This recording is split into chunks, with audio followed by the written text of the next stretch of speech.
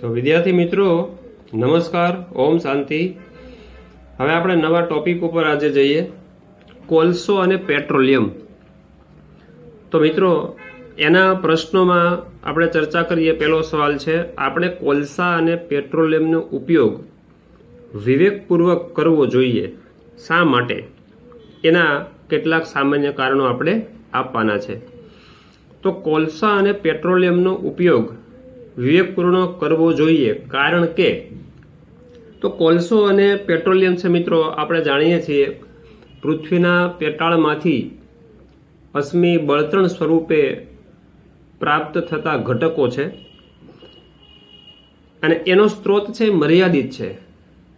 જો એનો મર્યાદાપૂર્વક ઉપયોગ કરવામાં ન આવે, અમર્યાદિત ઉપયોગ થાય તો બની શકે નજીકના ભવિષ્યમાં આ સ્ત્રોતો બિલકુલ ખૂટી જવાનો ભય છે।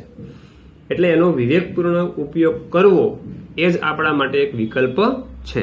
તો જોઈએ એનું કારણો। તો પહેલું કારણ એ છે કે કોલસો અને પેટ્રોલિયમ અશ્મિ બળતણ છે, એટલે કે અશ્મિ સ્વરૂપે જમીનમાંથી, ભૂગર્ભમાંથી મળી આવે છે। તે ખૂટી જાય તેવા અને પુનઃ અપ્રાપ્ય સ્ત્રોત છે। પુનઃ અપ્રાપ્ય સ્ત્રોત એટલે મિત્રો કે એનો એક જ વખત ઉપયોગ કરી શકાય છે, એક વખત વપરાઈ ગયા પછી એ સ્ત્રોતને ઉપયોગ કરી શકાતો નથી। દાખલા તરીકે પેટ્રોલિયમ છે, પેટ્રોલ છે, ડીઝલ છે, કેરોસીન છે, ક્રૂડ છે, આ બધા અશ્મિ બળતણ છે। એક વખત એનો ઉપયોગ થઈ જાય એટલે ધુમાડા થઈ જાય છે, ફરીથી એને ઉપયોગ કરવા યોગ્ય રહેતા નથી। બીજો પોઈન્ટ છે, તેના ભંડારો મર્યાદિત છે, એટલે કે પૃથ્વીના પેટાળમાંથી પ્રાપ્ત થાય છે આજે, પણ ભવિષ્યમાં એ ખૂટી જવાની ભય છે, મર્યાદિત છે।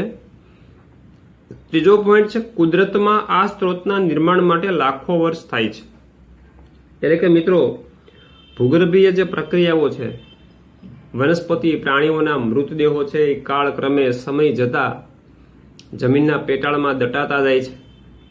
આ બધી વર્ષો પહેલાની થતી જે પ્રક્રિયાઓ હતી એના પરિણામ સ્વરૂપે આજે એમાંથી કોલસાઓ અને જે પ્રાણીજન્ય ચરબી કે વગેરે છે એ પેટ્રોલિયમ તરીકે આજે પ્રાપ્ત થઈ રહ્યું છે। એટલે વર્ષોની પ્રક્રિયા ભૂગર્ભની અંદર થાય છે, ત્યારે એમાંથી આવા સ્ત્રોતો છે એ બને છે।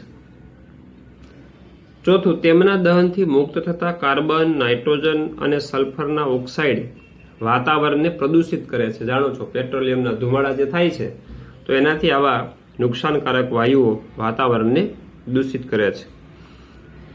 તેમના દહનથી વાતાવરણમાં CO2નું પ્રમાણ વધતા ગ્રીન હાઉસ અસર અને તેના પરિણામે વૈશ્વિક તાપમાનમાં વધારો થાય છે। મિત્રો આપણે જોઈ ગયા કે જેટલું વાતાવરણમાં CO2 વધે તો એટલો CO2 છે એ ગરમીનું શોષણ કરે, સૂર્ય શક્તિનું શોષણ કરે અને પૃથ્વી પરનું તાપમાન છે એ વધારે છે, અને ગ્રીન હાઉસ અસર કહેવાય છે।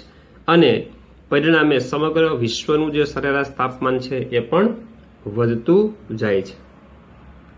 નવો સવાલ જોઈએ મિત્રો।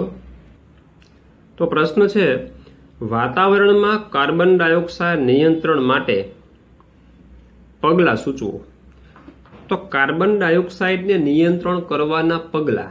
હવે મિત્રો કાર્બન ડાયોક્સાઇડ આપણે જાણીએ છીએ કે માનવોની કેટલીય એવી પ્રવૃત્તિઓ આજકાલ થાય છે કે જેનાથી કાર્બન ડાયોક્સાઇડ પુષ્કળ માત્રામાં ઉત્પન્ન થાય છે અને વાતાવરણમાં ભળે છે અને વાતાવરણને દૂષિત કરે છે।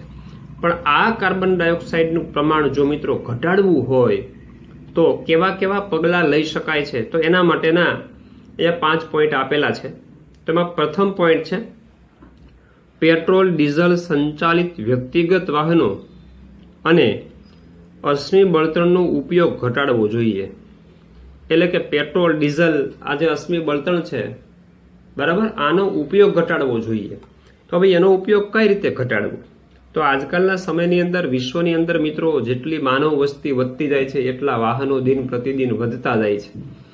દરેક વ્યક્તિ છે એને પર્સનલ વાહન, પર્સનલ બાઇક, કાર બરોબર છે એ જોઈએ છે આજકાલના લોકોને। તો કેટલું પેટ્રોલ અને ડીઝલ છે એ વધારાનું વપરાય છે, પણ એને બદલે, આવું કરવાને બદલે જાહેર પરિવહન સેવાઓનો ઉપયોગ વધારે પ્રમાણમાં કરવો। એટલે કે સરકારી બસો હોય છે, મ્યુનિસિપાલિટીની બસો હોય છે, આ બધી જાહેર વાહન વ્યવહાર કહેવાય. બરાબર, મ્યુનિસિપાલિટી અથવા સરકાર દ્વારા સંચાલિત વાહનો હોય છે તો એનો ઉપયોગ કરવો. હવે એક બસની અંદર દાખલા તરીકે 50 થી 60 વ્યક્તિઓ મુસાફરી કરી શકતા હોય. હવે 500 કિલોમીટર સુધી કોઈ મુસાફરી કરવી હોય તો 50-60 વ્યક્તિઓ એના પોતાના વાહનો લઈને જાય છે, તો એ 60 વાહનોની અંદર પેટ્રોલ બળે છે, ડીઝલ બળે છે. પણ એને બદલે એક જ વાહનનો ઉપયોગ કરવામાં આવે તો એ 50 વાહનોમાં જેટલું વધારાનું પેટ્રોલિયમ બળે છે મિત્રો, એની બચત થાય. જો આખા વિશ્વ સ્તરે આની કાળજી રાખવામાં આવે તો મોટા પાયે પેટ્રોલિયમની બચત થઈ શકે એમ છે. તો આ બાબત પણ ધ્યાન રાખવી જોઈએ. પછી અશ્મિ બળતણને બદલે વૈકલ્પિક બળતણ એટલે કે સીએનજી કમ્પ્રેસ્ડ નેચરલ ગેસનો ઉપયોગ કરવો. તો આજકાલ મિત્રો પ્રચલિત છે, તમે જાણો છો, વાહનોની અંદર, ગાડીઓની અંદર બરોબર છે, સીએનજી કીટ છે એ ફિટ કરાવીને સીએનજી ગેસનો ઉપયોગ કરવામાં આવે છે. એટલે એનાથી પ્રદૂષણ પણ ઘટે છે અને પેટ્રોલ ડીઝલ કરતા પ્રમાણમાં સસ્તો છે, એટલે પરવડે તેવો છે, પ્રદૂષણ મુક્ત છે. ત્રીજો પોઈન્ટ છે કચરો સળગાવવાને બદલે તેનો ખાતર અને બાયોગેસ માટે ઉપયોગ કરવામાં આવે. હવે જે કચરો વધે છે મિત્રો, તો એ કચરો છે સળગાવવાને બદલે એનો રૂપાંતર કાં તો સેડવીને ખાતર બનાવી નાખવાનું અથવા તો બાયોગેસ ઉત્પાદન માટે એનો ઉપયોગ કરવામાં આવે, તો જેથી કરીને પ્રદૂષણ પણ ન ફેલાય અને સળગાવવાથી જે એનો ખરાબ વાયુ નીકળે છે, ધુમાડો નીકળે છે, એનાથી હવા પણ પ્રદૂષિત થતી નથી. એટલે ખાતર તરીકે પણ ઉપયોગ થઈ જાય અને વધતા કેટલો કચરો છે એ બાયોગેસ ઉત્પાદનમાં પણ વપરાય છે, એટલે એમાંથી પણ ઉર્જા બળતણ તરીકે પ્રાપ્ત થાય છે. ચોથો પોઈન્ટ અગત્યનો છે મિત્રો, મોટી સંખ્યામાં વૃક્ષોનો ઉછેર કરવો. એટલે CO2 ને કંટ્રોલ કરતી અને ઓક્સિજનને વધારતી આ પ્રક્રિયા છે, કારણ કે ઓક્સિજન છે એ CO2 ને કંટ્રોલ કરે છે, પ્રકાશ સંશ્લેષણની ક્રિયા છે એ CO2 ને કંટ્રોલ કરે છે. મતલબ કે લીલી વનસ્પતિ પ્રકાશ સંશ્લેષણની ક્રિયામાં CO2 ને વાપરે છે અને એનું ગ્લુકોઝમાં રિડક્શન કરી નાખે છે અને બદલામાં ઓક્સિજન વાયુ છે ઉત્પન્ન કરે છે. તો મોટી સંખ્યામાં વૃક્ષનો ઉછેર કરવો. પાંચમો પોઈન્ટ છે થર્મલ પાવર સ્ટેશન અને અન્ય ઉદ્યોગોમાંથી ઉત્પન્ન થતા ધુમાડામાંથી હાનિકારક તત્વો છે દૂર કરી અને પછી જ વાતાવરણમાં મુક્ત કરવા જોઈએ, જેથી કરીને સીધો જે થર્મલ પાવર સ્ટેશનના જે ધુમાડાઓ નીકળે છે બરાબર, અને અન્ય ઉદ્યોગો, કારખાનાઓ, ફેક્ટરીઓમાંથી જે સીધા ધુમાડા નીકળે છે એમાં કેટલાય ઝેરી વાયુ હોય છે, ઝેરી તત્વો હોય છે. જો એ સીધા જ વાતાવરણમાં ઠલવી દેવામાં આવે તો વાતાવરણ મોટે પાયે દૂષિત થાય છે, પરંતુ એના પર પ્રક્રિયા કરવામાં આવે, એને ગાળણ કરવામાં આવે અને પછી જો એ ઠાલવવામાં આવે તો વાતાવરણને દૂષિત થતું અટકાવી શકાય છે. પછી મિત્રો પેજ નંબર ટેક્સ્ટ બુકના પેજ નંબર 279 પર એક પ્રવૃત્તિ આપેલી છે 16.11. તો એમાં કોલસા અને પેટ્રોલિયમનો ઉપયોગ ઘટાડવાના ઉપાયો શોધવાના કીધા છે. તો આ અગત્યના પ્રશ્ન તરીકે લઈ શકાય. ટેક્સ્ટ બુકની અંદર પણ કેટલાક પોઈન્ટ્સ આપેલા છે, આપણે કેટલાક વધારાના પોઈન્ટની પણ ચર્ચા કરીશું બરાબર. તો કોલસા અને પેટ્રોલિયમનો વપરાશ ઘટાડવા માટે કયા પગલાં લેવા જોઈએ, આવી રીતે આ પ્રશ્ન પૂછી શકાય. અથવા એમ પણ પૂછી શકાય કે ઉર્જાનો ઉપયોગ ઘટાડવાના સરળ વિકલ્પો જણાવો. જો ઉર્જાનો વપરાશ ઘટાડવો હોય, ઉપયોગ ઘટાડવો હોય તો એને માટે દરેક વ્યક્તિ કયા સરળ પગલાં લઈ શકે. આ એક સર્વસામાન્ય પ્રશ્ન છે મિત્રો, બરોબર છે. એક વખત વાંચીને પણ તમે આના 10 પોઈન્ટનો જવાબ આરામથી આપી શકો છો. જોતા જઈએ આપણે એક પછી એક. પહેલો પોઈન્ટ છે વ્યક્તિગત વાહનોના બદલે જાહેર પરિવહન સેવાનો ઉપયોગ કરવો. હમણાં જ આપણે ચર્ચા કરી કે પર્સનલી વ્યક્તિગત વાહનોનો ઉપયોગ નહીં કરવાનો, જાહેર બસો હોય, સરકારી બસો છે, મ્યુનિસિપાલિટીની બસો છે, આવા જાહેર વાહન વ્યવહારનો ઉપયોગ કરવો. બીજો પોઈન્ટ છે બલ્બના બદલે CFL નો ઉપયોગ કરવો. આપણે જે લાઇટના બલ્બ આવે છે મિત્રો સામાન્ય રીતે એ 60 વોલ્ટ, 40 વોલ્ટ, 80 વોલ્ટ, 100 વોલ્ટના હોય છે બરોબર છે. તો એ ઘણો બધો પાવર વીજળી બિલ ઉપાડે છે, પણ એના બદલે CFL નો ઉપયોગ કરવો. CFL એટલે જેને કોમ્પેક્ટ ફ્લોરોસેન્ટ લેમ્પ કહેવામાં આવે છે. તો આ કોમ્પેક્ટ ફ્લોરોસેન્ટ લેમ્પ એ આજકાલે મોટા ભાગે અત્યારે લેમ્પની જગ્યાએ CFL નો જ ઉપયોગ થાય છે. દરેક ઘરે અત્યારે CFL ની લાઇટો હોય છે, બરોબર છે. પેલી જે લાંબી નળીઓ જેવી આકારની જે ટ્યુબ જેવી આવે છે એને CFL લેમ્પ કહેવામાં આવે છે. તો એનો ઉપયોગ કરવો, અને એ બહુ નજીવા વોલ્ટનો ઉપયોગ કરતા હોય છે એ લેમ્પ, એટલે એકદમ એમાં વીજળી ઓછી વપરાય છે, લાઇટ બિલ ખૂબ જ ઓછું આવે છે. જો આખું રાજ્ય, આખા દેશની અંદર આ લાઇટનો ઉપયોગ કરવામાં આવે તો દેશ લેવલે ઘણી બધી ઉર્જા છે એની બચત કરી શકાય એમ છે. નવો પોઈન્ટ છે સોલર વોટર હીટરનો ઉપયોગ કરવો, જેથી કરીને સૂર્ય ઉર્જા છે એનું ઉષ્મામાં રૂપાંતર થાય, બરાબર છે. અને ઘરે આપણે ગેસ છે એટલો ઓછો વાપરવો પડે છે, લાઇટ બિલ, ગેસ બિલ છે વગેરે ઓછું આવે છે. ચોથો પોઈન્ટ છે નજીકના સ્થળે જવા વાહનોના બદલે પગપાળા જવું અને સાયકલનો ઉપયોગ કરવો. સર્વસામાન્ય વાત છે, બરોબર. નજીકનું સ્થળ હોય, ચાલીને જઈ શકાતું હોય તો ચાલીને જવાનું, અથવા તો સાયકલનો ઉપયોગ કરવાનો, જેથી કરીને વાહનનો ઉપયોગ ન થાય અને પેટ્રોલ ડીઝલની બચત થાય. ટ્રાફિક જંકશને લાલ લાઇટ હોય ત્યારે વાહનને બંધ રાખવું. આપણે રસ્તા પર જતા હોય ગમે ત્યાં, એટલે 4 રસ્તા આવે, ટ્રાફિક સિગ્નલ આવે તો ઘણી વખત રેડ લાઇટ ચાલુ હોય છે, ટ્રાફિક કંટ્રોલર્સ ત્યાં ઊભા હોય છે, રેડ લાઇટ ચાલુ હોય છે, અને એ સમયે વાહનને આપણે થોભાવવું પડે છે, ઊભું રાખવું પડે છે 1 મિનિટ, 2 મિનિટ, 1.5 મિનિટ વગેરે જેવા સમય માટે. તો એ સમય દરમિયાન વાહનને બંધ કરી દેવું જોઈએ. આપણું બાઇક હોય, કાર હોય, બરોબર છે, કે મોટું વાહન હોય, બંધ કરી દેવું જોઈએ, જેથી એટલા સમય માટે પેટ્રોલ કે ડીઝલ બચે. જો બધા જ લોકો આવું વિચારે, બરોબર, તો હજારોની સંખ્યામાં વાહનો છે રોડ ઉપર અવર જવર કરતા હોય છે. તો સિગ્નલ પાસે કેટલાય વાહનો રોજબરોજ નીકળતા હોય છે, તો કેટલાય પેટ્રોલ ડીઝલની બચત થઈ શકે છે. નેક્સ્ટ પોઈન્ટ, ખોરાક રાંધવા માટે પ્રેશર કુકરને બદલે સૂર્ય કુકરનો ઉપયોગ કરવો, એટલે કે સૌર ઉર્જાનો ઉપયોગ કરવો, સર્વસામાન્ય વાત છે. પછી 2-3 માળના મકાનોમાં લિફ્ટના બદલે પગથિયાનો ઉપયોગ કરવો. પગથિયા દાદરનો ઉપયોગ કરો એટલે લિફ્ટ ઓછી ચાલે તો લાઇટ બિલ એટલું બચાવી શકાય. 8મો પોઈન્ટ છે વાહનોના ટાયરોમાં હવાનું દબાણ યોગ્ય જાળવવું. એટલે કે વાહનના જે ટાયર હોય છે, બાઇક, કાર, મોટા વાહનો છે, એમાં પૂરતી દબાણયુક્ત હવા હોય ને તો મિત્રો વાહન છે ઝડપથી ફ્રી ચાલે છે. જો ટ્યુબની અંદર હવા ઓછી હોય તો એન્જિન છે દબાણપૂર્વક ચાલે છે, ભારે ચાલે છે, આપણે એમ કહીએ, બરાબર. જો એન્જિન દબાણપૂર્વક ચાલે તો એ વધુ ડીઝલ, પેટ્રોલ ખાય છે, એટલે એવરેજ આપણે ગાડીની કપાય છે અને વધુ માત્રામાં પેટ્રોલ, ડીઝલ બળી જાય છે. એટલે યોગ્ય જો દબાણ હવાનું હોય ટાયરની અંદર તો વાહન એકદમ ફ્રી ચાલે છે અને પેટ્રોલ, ડીઝલની બચત થાય છે. 9મો પોઈન્ટ છે કાર્યદક્ષ અને અસરકારક રીતે બળતણનું દહન કરતા એન્જિનનો ઉપયોગ કરવો અને તેની સાળ સંભાળ રાખવી. આપણે મિત્રો, તમને ખ્યાલ હોય, બરોબર, કે કોઈ પણ વાહન ધરાવતી વ્યક્તિ વાહનની દેખરેખ રાખે છે, કાળજી રાખે છે, સમયાંતરે વાહનની સર્વિસ કરાવે છે, એમાં ઓઇલ નાખે છે, બરાબર, અથવા ગેરેજની અંદર સમયાંતરે કોઈ નાની મોટી મિસ્ટેક હોય તો તરત રિપેરિંગ કરાવી દે છે. કારણ કે જો એન્જિનની સાળ સંભાળ રાખવામાં નહીં આવે, બરોબર છે, પૂરતું એન્જિન કાર્યક્ષમ ન હોય તો બળતણનું પૂરું દહન ન કરી શકે. બળતણનું પૂરું દહન ન કરી શકે એટલે ધુમાડો વધારે માત્રામાં ઉત્પન્ન થાય, ડીઝલ, પેટ્રોલ વધુ બળે, વધુ ધુમાડો ઉત્પન્ન થાય અને પરિણામે હવા છે એ દૂષિત થાય છે. બીજા નંબરમાં વાહનની સાર સંભાળ રાખવાથી એન્જિનની આયુષ્ય મર્યાદા પણ વધે છે અને એન્જિન અવાજ પણ ઓછો કરે છે. જો એન્જિનની કાર્યક્ષમતા ઘટી ગઈ હોય, બરોબર, તો આવા એન્જિનો વધારે માત્રામાં અવાજ કરે છે.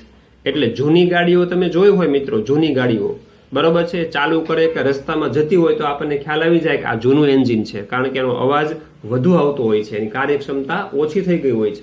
અને એકદમ નવું બાઇક હોય, નવું કોઈ વાહન હોય તો એમાં એન્જિનનો અવાજ નથી આવતો, એકદમ ફ્રીલી ચાલે છે, એ એકદમ ઓછી એનર્જીનો ઉપયોગ કરે છે, પેટ્રોલિયમનો ઉપયોગ કરે છે. એટલે વાહનોની સાર સંભાળ રાખવી અને એન્જિનનો સમયાંતરે સર્વિસ કરાવતા રહેવી એ હિતાવહ છે. 10મો પોઈન્ટ છે શિયાળામાં હીટર અથવા સગડીના ઉપયોગને બદલે એક વધારાનું સ્વેટર પહેરવું. બરોબર છે, વધારાના સ્વેટર પહેરવામાં કાંઈ ખર્ચો નહીં, એક જ વખત લેવું પડે, વર્ષો વર્ષ ટકે, ચાલે.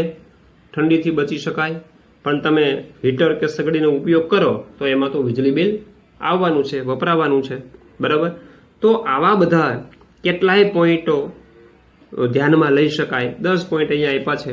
તો ઉર્જાનો ઉપયોગ ઘટાડવા માટે કયા સરળ વિકલ્પો છે લઈ શકાય?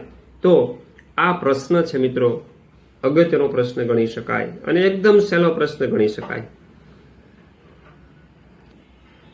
હવે મિત્રો પ્રવૃત્તિ 16.12 છે.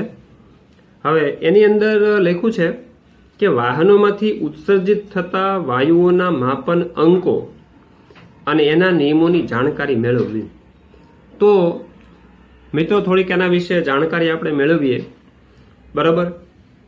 કે વાહનોની અંદરથી જે ઉત્સર્જિત થતા ધુમાડા છે એ ધુમાડાની અંદર કેટલાય ઝેરી વાયુઓ છે, બરાબર. કાર્બન ડાયોક્સાઇડ છે, નાઇટ્રોજન ઓક્સાઇડ છે, કેટલાય કાર્બનના ઘન કણો જે તરતા હોય છે જેને સસ્પેન્ડેડ પાર્ટિક્યુલર મેટર SPM કહેવામાં આવે છે, અને કેટલુંય બળ્યા વગરનું, દહન થયા વગરનું ઈંધણ એટલે કે પેટ્રોલિયમ જેને હાઇડ્રોકાર્બન કહેવાય છે, આવા બધા કણો છે એ વાતાવરણની અંદર ઠલવાય છે અને વાતાવરણને ખૂબ જ મોટી માત્રામાં પ્રદૂષિત કરે છે. પણ આના વિશે જે સમૃદ્ધ દેશો છે, ટેકનિકલ વાળા જે દેશો છે, એમણે એવું વિચાર્યું કે જો આ વાહનોમાં ધુમાડાનું પ્રમાણ ઘટાડવામાં આવે તો પ્રદૂષણની માત્રા ઘટી શકે, સ્વાભાવિક છે. પણ ધુમાડાનું પ્રમાણ ઘટાડવું કઈ રીતે? તો એના માટે એ લોકોએ નવી ટેકનોલોજી વાળા યંત્રો, એન્જિનો છે વિકસાવવાનું શરૂ કર્યું, બરોબર છે. એટલે દિન પ્રતિદિન જેમ જેમ નવી ટેકનોલોજી વિકસતી ગઈ એમ એમ નવા ટેકનોલોજી વાળા યંત્રો એટલે કે એન્જિનો છે એ વિકસતા ગયા. એટલે નવા ટેકનોલોજી વાળા એન્જિનો આવતા ગયા એમ એની કાર્યક્ષમતા વધતી ગઈ, અવાજ ઓછો આવે, પેટ્રોલ ઓછું વપરાય, ધુમાડો પણ ઓછો થાય, બરોબર છે. આવા બધા ફાયદા છે થતા ગયા. તો આ નિયમો વિશેની કેટલીક માહિતી અહીંયા આપણને આપી છે તો એ જોઈએ. તો કે યુરો નિયમો પેટ્રોલ અને ડીઝલથી ચાલતા વાહનોમાં ઉત્સર્જિત થતા વાયુઓનું ઇચ્છનીય પ્રમાણ જાળવવા માટેના છે. આ યુરો નિયમો એટલા માટે કહેવાયા કે તે યુરોપમાં અમલીકરણમાં મૂકવામાં આવ્યા. તો પેટ્રોલ ડીઝલ વાળા વાહનો છે એમાં જે ઝેરી વાયુઓ ઉત્પન્ન થાય છે એનું પ્રમાણ જાળવવા માટે આ યુરો નિયમો છે એ યુરોપ દેશની અંદર અમલીકરણ કરવામાં આવ્યા, એટલે એને યુરો નિયમો તરીકે ઓળખવામાં આવે છે. વાહન ઉત્પાદકો એટલે જે વાહનો બનાવતી કંપનીઓ હોય છે, આપણે કેમ સુઝુકી છે ને, હોન્ડા છે ને, હીરો છે ને, બરાબર. આ બધી કંપનીઓ છે, વાહનો બાઇકને ઉત્પાદન કરતી કંપની છે, મારુતિ છે વગેરે. તો એ તકનીકી ફેરફારો કરી, તકનીકી એટલે એની ટેકનિકમાં ફેરફાર કરે, એન્જિનો છે એ વધુ કાર્યક્ષમ બનાવે, બરાબર. એટલે પ્રદૂષકોનું ઓછું ઉત્સર્જન કરે તેવા વાહનોનું ઉત્પાદન કરે, તે માટેના આ માપદંડો જરૂરી છે. એટલે કે એવી ટેકનિકો વાપરે કે જેથી કરીને પ્રદૂષિત વાયુઓ છે ઓછા માત્રામાં વાતાવરણમાં ભળે. યુરો નિયમો અથવા માપદંડ ઉત્સર્જિત થતા કાર્બન ડાયોક્સાઇડ એટલે કે CO2, નાઇટ્રોજનના ઓક્સાઇડ NOx, બરાબર છે. NOx માના NO2 હોય, NO3 હોય વગેરે, નાઇટ્રોજન ઓક્સાઇડ કહેવાય, એ પણ પ્રદૂષિત ધુમાડાની અંદર હોય છે. તરતા રજકણો જેને સસ્પેન્ડેડ પાર્ટિક્યુલર મેટર SPM ટૂંકમાં કહેવાય છે ને, SPM એટલે કે તરતા ઘન કણો હોય. ધુમાડામાંથી કેટલાય ઘન કણો છે તરતા હોય છે, ધુમ્મસ જેવું આપને લાગે, સૂક્ષ્મ પાર્ટિકલ્સ હોય છે, કાર્બનના, કાળા રંગના કણો વગેરે, SPM કહેવાય. પછી અજ્વલિત હાઇડ્રોકાર્બન એટલે કે બળ્યા વગરનું ઈંધણ એ પણ હોય છે. યુરોપિયન સંગઠન એટલે કે યુરોપિયન યુનિયન ઉત્સર્જન માપન અંક અને બળતણની કાર્યક્ષમતાના ધોરણોમાં સુધારા વધારા કરે છે, તબક્કાવાર સુધારા વધારા કરે છે. એટલે હવે અહીંયા આપણે એ જોઈએ કે નિયમ અથવા માપદંડ છે અને ક્યારથી અમલીકરણમાં આવે છે. હવે દાખલા તરીકે યુરો 1 આ એક નિયમ છે અથવા એને માપદંડ કીધો, એટલે હકીકતે યુરો 1 છે યુરો 1 ટેકનોલોજી કહેવામાં આવે છે, બરાબર. એ ટેકનોલોજી એનું અમલીકરણ 1992-93 ની અંદર કરવામાં આવ્યું. ત્યારબાદ એની કરતાં વધુ સારા એન્જિન, વધુ કાર્યક્ષમ એન્જિન, એ ટેકનોલોજી માપદંડ જેને યુરો 2 કહેવામાં આવ્યા, એ 1996 અને 1997 ની અંદર અમલીકરણ કરવામાં આવ્યા. પછી યુરો 3 છે એ 2000માં અને યુરો 4 છે એ 2005થી. એટલે કે જેમ જેમ સમય જતો ગયો, ટેકનોલોજીનો વિકાસ થતો ગયો, એમ એમ આ યુરો માપદંડ છે એમાં ફેરફાર થતા ગયા અને આ યુરો 1 કરતા યુરો 2 છે એ વધુ વિકસિત ટેકનોલોજી વાળા એન્જિનો છે. યુરો 2 કરતા યુરો 3 વાળા એન્જિન વધુ કાર્યક્ષમ છે અને યુરો 3 કરતા યુરો 4 વાળા એન્જિનો છે એ વધુ કાર્યક્ષમ છે. એટલે અત્યારે જે નવા ટેકનોલોજી વાળા યુરો 4 ટેકનોલોજી વાળા એન્જિનો જે બને છે મિત્રો, તો એની અંદર એવરેજ પણ સારી આવે છે. એટલે કે પેટ્રોલિયમ ઓછું વપરાય છે. તમે બાઇક કે કારની સરખામણી કરજો, જાણજો, તમારી પાસે હોય, તમારા પપ્પા પાસે, બરાબર. તો કે પહેલાના સમયના એન્જિનો છે એની કાર્યક્ષમતા ઓછી હતી, અવાજ વધુ આવતો હતો, એવરેજ પેટ્રોલ ડીઝલ છે એની ઓછી આવતી હતી, બરાબર છે. એટલે કે 1 લીટરે માનો કે કોઈ બાઇક 30 કિલોમીટર ચાલતી હતી, તો આજે એ બાઇક 50 કિલોમીટર, 60 કિલોમીટર કે 70 કિલોમીટર ચાલી શકે છે. કારમાં પણ 10-15 કિલોમીટર ચાલતી હોય તો આજે યુરો 4 ટેકનોલોજી વાળા એન્જિનથી એ 20 કિલોમીટર કે 25 કિલોમીટર જેટલા 1 લીટર ઈંધણના દહનથી ચાલી શકે છે. કહેવાનો મતલબ કે આ લેટેસ્ટ ટેકનોલોજી વાળા એન્જિનો અવાજનું પ્રદૂષણ પણ ઘટાડે છે અને હવાનું પ્રદૂષણ પણ ઘટાડે છે. કારણ કે પેટ્રોલ ડીઝલ ઓછું વાપરે, અવાજ ઓછો કરે અને ધુમાડાનું ઉત્પાદન પણ ઓછું કરે, એટલે પ્રદૂષણમાં ઘટાડો થાય છે.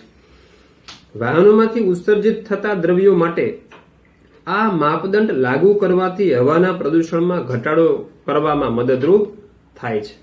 બરોબર મિત્રો.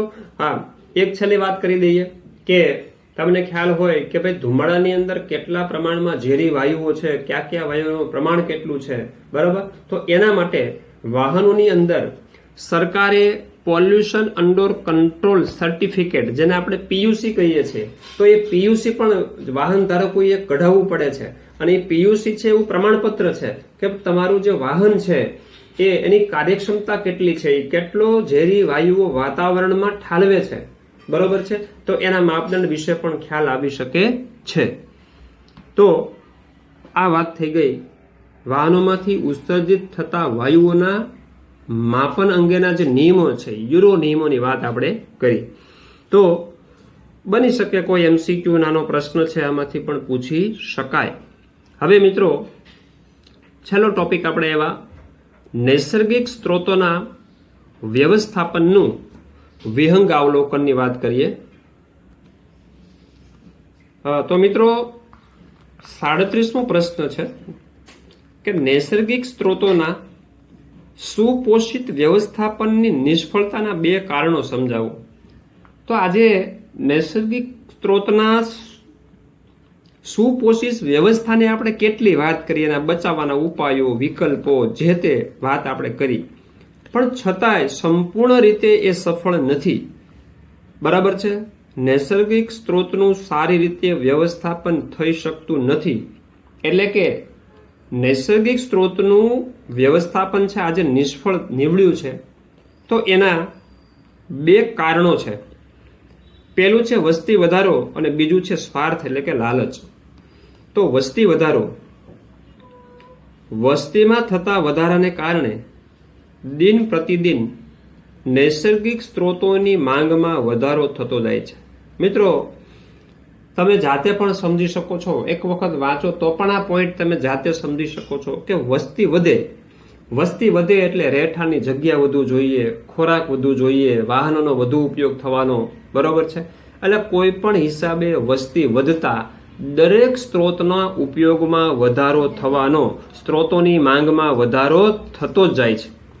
હવે મર્યાદિત સ્ત્રોતો હોય, મર્યાદિત સ્ત્રોતો માટે વધતી માંગના દબાણને કારણે આજે વ્યવસ્થાપન નિષ્ફળ જઈ રહ્યું છે, બરાબર છે. તો દુનિયાની વસ્તી એટલી બધી વધતી જાય છે કે આ નૈસર્ગિક સ્ત્રોતોનું વ્યવસ્થાપન કરવું છે પણ મુશ્કેલ થઈ પડે છે. તો આ પહેલું કારણ છે વસ્તી વધારો. બીજું છે સ્વાર્થ અથવા આપણે એને લાલચ કહીએ છીએ, લોભી વૃત્તિ. તો કેટલાક લોકો પોતાનો સ્વાર્થ પૂર્ણ કરવા માટે મોટી સંખ્યાના લોકો માટે દુઃખનું કારણ બને છે. એટલે કે પોતાના સ્વાર્થ માટે બીજાને નુકસાન કરે છે, બીજાને દુઃખ આપે છે. બરોબર છે. બીજાનું જે થવું હોય તે થાય, આપણને ફાયદો થવો જોઈએ, આપણને નફો મળવો જોઈએ. બરાબર છે. આને શું કહેવાય? લાલચી વૃત્તિ કહેવાય, સ્વાર્થ કહેવાય. અને આપણા પર્યાવરણનો સંભવતઃ પૂર્ણ વિનાશ કરે છે. તેનાથી સ્ત્રોતોની અછત સર્જાય છે. હવે દાખલા તરીકે ચાલો કોઈ જંગલની અંદરથી કોઈ સરકાર પાસેથી બહુ મોટા પૈસાની લાલચ આપી, પૈસા આપી સરકારને, અને કોઈ જંગલ કાપવાની પરમિશન લઈ લે છે, કોઈ કોન્ટ્રાક્ટર કે વેપારી જે હોય તે, અને પોતાના સ્વાર્થ માટે, પોતાને પૈસા કમાવાની લાલચે એ વૃક્ષોને કાપે છે. તો એ પોતાનો સ્વાર્થ પૂર્ણ કરવા માટે મોટી સંખ્યામાં લોકોનું દુઃખનું કારણ બને છે. તો એ જંગલ માનો કે કાપી નાખે છે, તો એનાથી લોકોને શું નુકસાન થાય છે મિત્રો? હવે જાણો છો તમે કે જંગલની અંદર કેટલી જંગલી પેદાશો ઉત્પન્ન થતી હોય છે. જંગલના લાકડા હોય છે, મધ હોય છે, ફૂલ હોય છે, ફળ હોય છે, શાકભાજી હોય. બરોબર. તો ગરીબ રેખા નીચે જીવતા, જંગલની આજુબાજુ ઝૂંપડા બાંધીને અથવા ગ્રામ્ય વિસ્તારમાં રહેતા લોકો હોય છે, એની આજીવિકા છે, એ કમાવાનું સાધન એને જંગલ હોય છે. હવે એ જંગલનો નાશ થાય છે તો પર્યાવરણને તો નુકસાન થાય જ છે, પણ કેટલાય લોકોની આજીવિકા સામે પણ ભય ઉભો થાય છે. આજીવિકા છીનવાઈ જાય છે. કેટલાય પશુ પંખી પ્રાણીઓ વગેરેના નૈસર્ગિક કુદરતી નિવાસસ્થાનો છે એ પણ છીનવાઈ જાય છે. બરાબર. તો એક વ્યક્તિએ પોતાના સ્વાર્થને પૂર્ણ કરવા માટે કેટલા લોકો માટે દુઃખનું કારણ બને છે. ખ્યાલ આવ્યો મિત્રો આ ઉદાહરણથી? બરાબર. અને આપણા પર્યાવરણને તો નુકસાન થાય જ છે, વિનાશ થાય જ છે. એટલે સ્ત્રોતની, વનસ્પતિની કે જંગલી પેદાશોની પુષ્કળ માત્રામાં અછત સર્જાય છે. તો આ સ્વાર્થ એટલે કે લાલચ અને વસ્તી વધારો, આ બે કારણો એવા છે કે જે નૈસર્ગિક સ્ત્રોતોના સુપોષિત વ્યવસ્થાપનને નિષ્ફળ કરવા માટે જવાબદાર છે. ઓકે મિત્રો, તો આજે આટલું જ છે. હવે નવા લેક્ચર સાથે નવા પ્રશ્નોની ચર્ચા કરશું. નમસ્કાર. ઓમ શાંતિ.